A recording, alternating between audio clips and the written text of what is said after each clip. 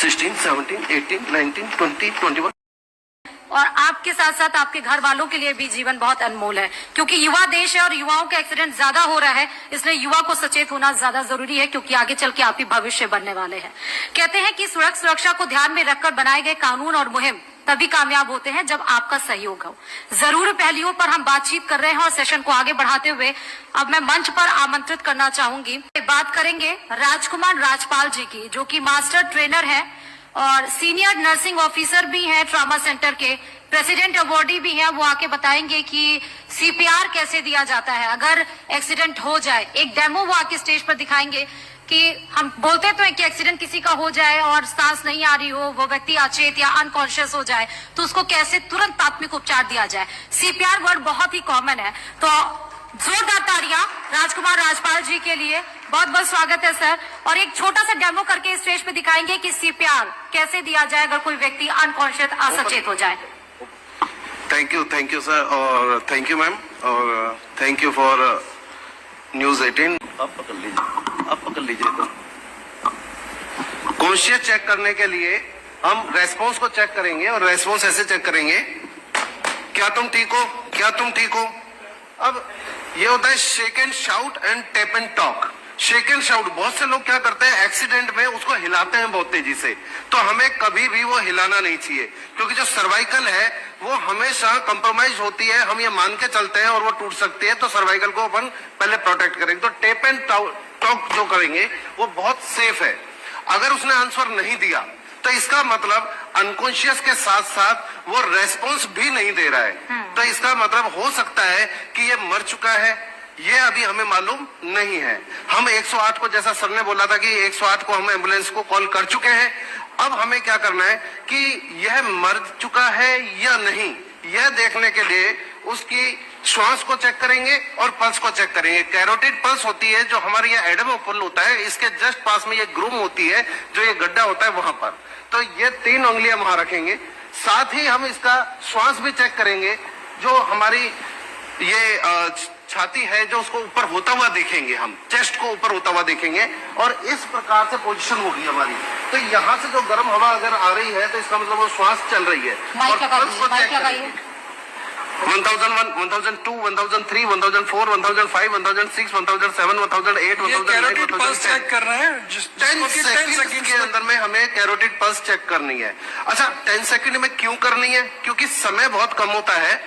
अगर cardiac arrest हो जाता है, हार्ट ने काम करना बंद कर दिया पूरी तरीके से, तो हमारा ऑक्सीजनेटेड ब्लड जो होता है वो पंप नहीं होता, और पंप नहीं होने से जो ब्रेन तक ऑक्सीजनेटेड ब्लड नहीं पहुंच पाता है, जिसके कारण 5 मिनट के अंदर में अगर ब्रेन की सेल्स को ऑक्सीजन नहीं मिलता है तो वो मरना या डेथ होना जिसको चालू कहेंगे, वो जो ब्रेन की सेल्स है वो मरना चालू हो जाती हैं। और अगर ये पीरियड लंबा हो गया, ये पीरियड अगर 8 से 10 मिनट या 12 मिनट तक का हो गया, तो इरिवर्सिबल कंडीशन में ब्रेन की सेल्स पहुंच जाती हैं।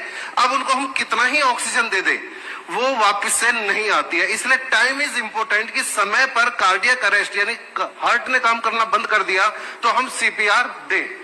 जिससे क्या है कि सीपीआर क्या करता है, 2 मैनुअल पे काम करता है। एक तो क्या है कि जो हार्ट अपने आप काम कर रहा है तो उसको हम मैनुअली दबा रहे हैं, जिससे क्या है कि ऑक्सीजनेटेड ब्लड जो है पूरे सेल्स तक पहुंच रहा है। और जो सेकेंडरी क्या होता है कि जब हम हार्ट को कंप्रेस कर रहे हैं तो हार्ट के अंदर में जो ऐसे नोड होता है जो कि हमारी इंपल्सेस जनरेट करता है हार्ट को काम करने के लिए, तो वो वापस से एक बार एक्टिव हो जाता है, और एक्टिव होने से वापस से हार्ट काम करना चालू कर देता है। अब इस पोजीशन में, पोजीशन बहुत इंपॉर्टेंट है। जब भी हम सीपीआर दें तो सीपीआर हमेशा जो विक्टिम होता है वो हार्ड सरफेस पे होना चाहिए, जैसा कि इस बार हार्ड सरफेस पे है। अगर गद्दे पे है तो उसे हमें तुरंत नीचे लिटा लेना चाहिए। हार्ड सरफेस पे कभी भी सीपीआर नहीं देना है, उस पे गद्दे पे कभी भी सीपीआर नहीं देना है, क्योंकि जब हम प्रेशर देंगे तो प्रेशर जो होगा वो पूरी तरीके से कंप्रेस नहीं हो पाएगा हार्ट। सेकेंडली जब हम करेंगे तो नी लेवल पे बॉडी होनी चाहिए। नी लेवल पे जब बॉडी होगी तभी आपका इफेक्टिव सीपीआर दिया जाएगा। अगर अपन नी लेवल पे बॉडी नहीं है और विक्टिम की बॉडी यहाँ पर है तो आपके हाथ ऐसे होंगे तो आप इफेक्टिव सीपीआर कभी नहीं दे सकते हैं। अब आपका सीपीआर देने का क्या है कि 1 मिनट में 100 से लेके 120 बार तक चेस्ट कंप्रेशन करना है, यानी कि CAB। जब हमने देखा कि पल्स नहीं चल रही है, चेस्ट के अंदर में जब हमने देखा कि श्वास भी नहीं चल रही है, तो CAB compression push hard and fast. अब पुश हार्ड एंड फास्ट का मतलब हार्ड तो 2 to 2.5 इंचेस तक नीचे कंप्रेस करना है, और फास्ट 1 मिनट में 100 से लेकर 120 बार तक हमें कंप्रेस करना है।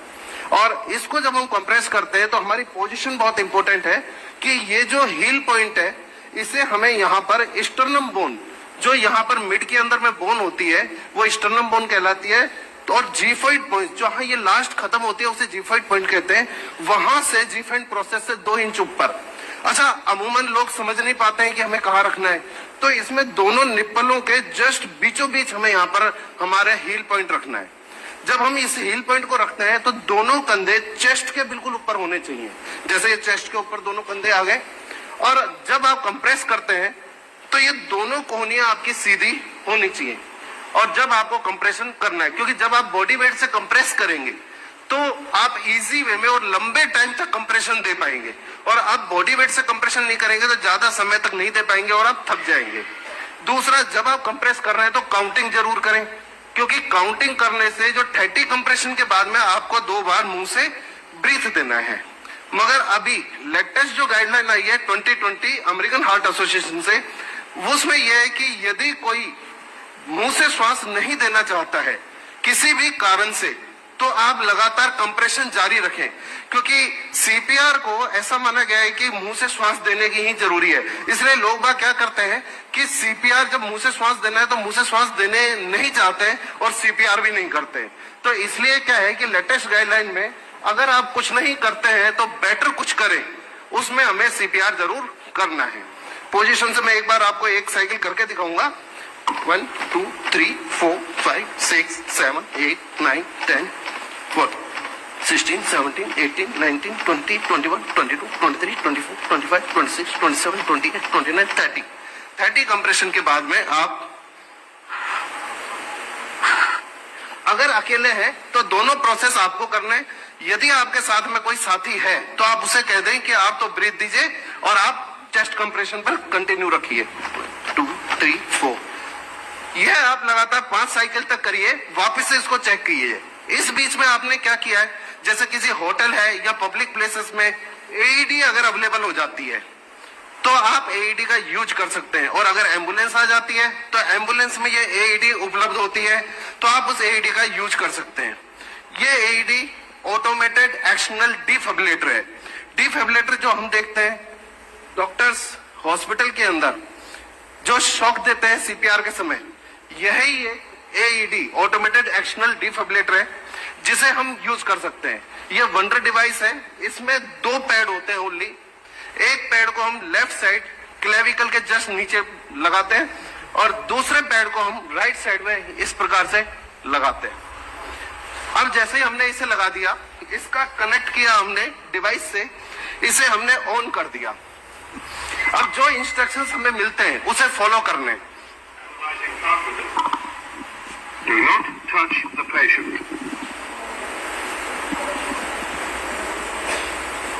Shock advised. Charging. Stay clear of patient. Deliver shock now.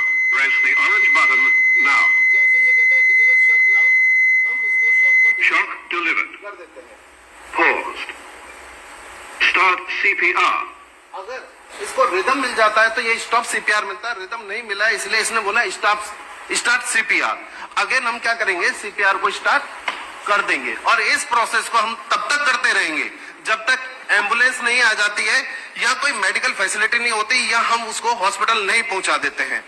मैं हमारे जो transport department road safety cell ने बेसिक लाइफ सपोर्ट का एक जो सर्टिफाइड कोर्स खोला हुआ है, तो आप रोड सेफ्टी सेल के अंदर में रजिस्टर्ड करके कोई भी निःशुल्क इस सर्टिफाइड कोर्स को किया जा सकता है, जिसमें आपको सर्टिफिकेशन के साथ में पूरी प्रक्रिया दे दी जाएगी वहां से।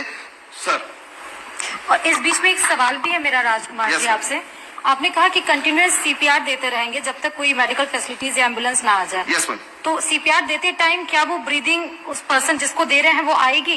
बिल्कुल। अच्छा, बिल्कुल अगर मैम। नहीं आएगी तो भी हम सीपीआर कंटिन्यूअस Yes, देते ही ma'am. रहेंगे?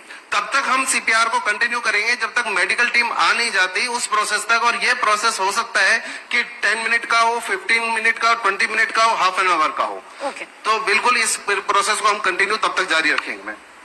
Thank you so much Rajkumar ji. Rajkumar Thank you, Rajpal ji thank के लिए you. एक जोरदार तालियां प्लीज आप बजा सकते हैं, क्योंकि एक लाइव डेमो उन्होंने दिखाया कि आप सीपीआर कैसे दे सकते हैं। और डॉक्टर एलन पांडे का भी बहुत बहुत शुक्रिया इस मंच पर फिर से आने के लिए और बताने के लिए, और आप सभी का बहुत बहुत शुक्रिया मंच पर आने के लिए। सेशन को आगे बढ़ाते हुए आगे बढ़ते चले